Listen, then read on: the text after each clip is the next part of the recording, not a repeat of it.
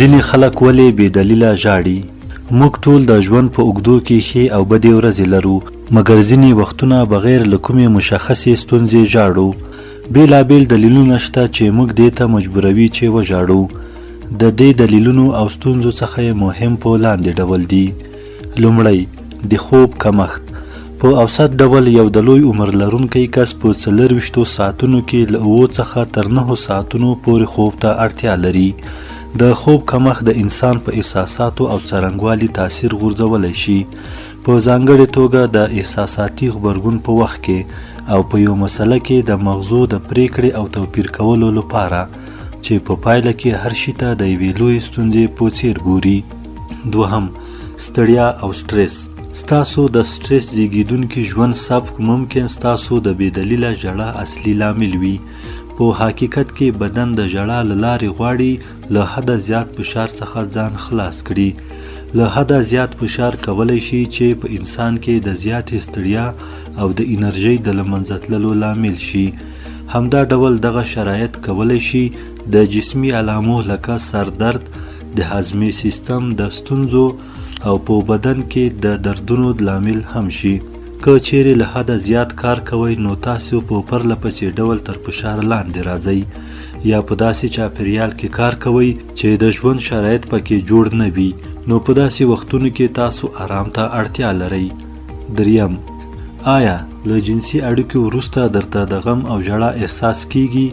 د جنسي اړیکو په وخت کې غوسه چې د ناراحتۍ، بېقرارۍ یا له جنسي اړیکو وروسته اضطراب باندې تعریف کیږي. څېړنې ښیي چې 40% سلنه ښځې د ژوند په اوږدو کې له دغه ډول حالت سره مخامخ کیږي. ځینې هورمونونه د دې لامل کیږي چې د جنسي اړیکو په وخت کې دغه کړنه رامنځته کړي. څلورم، عاطفي بېثباتي.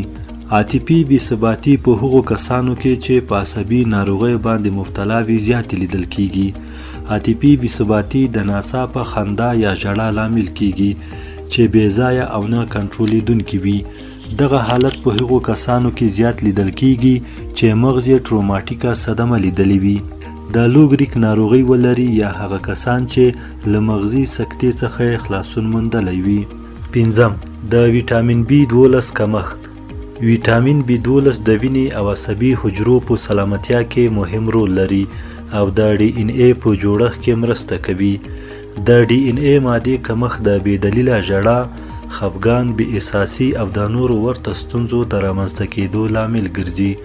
همدا ډول د ویټامین B12 کمښت کولی شي چې په انسان کې ذوب، ستړیا، د حافظې کمزورتیا، د وزن کمښت، بې اشتهایي، عصبي ستونزې، بې تعادلي، د سر درد، د غاښونو درد او د میګالوبلاکستیک د وینې کمښت لامل شي.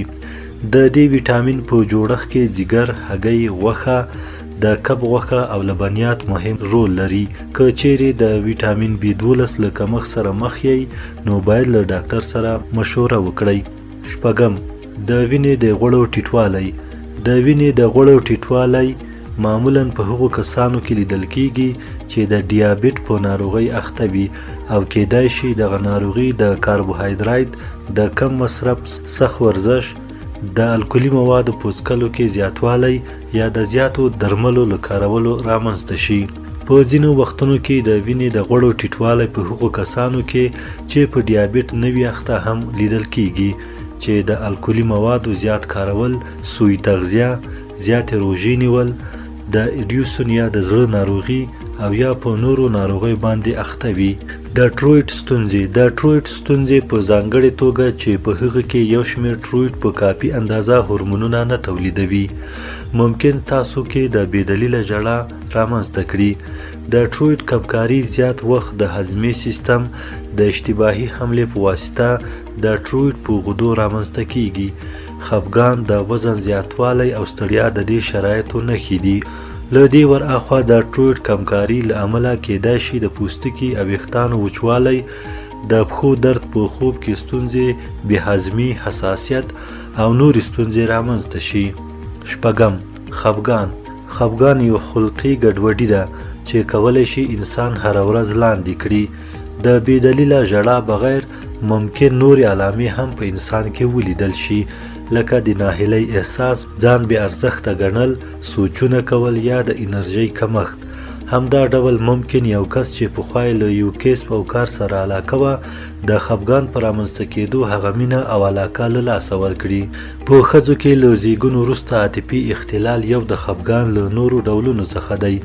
ځینې میرمنې له نوي زیږون وروسته له نارامۍ، ستړیا او اضطراب سره مخامخ کیږي چې د خپل ځان او ماشوم سمبالول ورته سخت تمامیږي.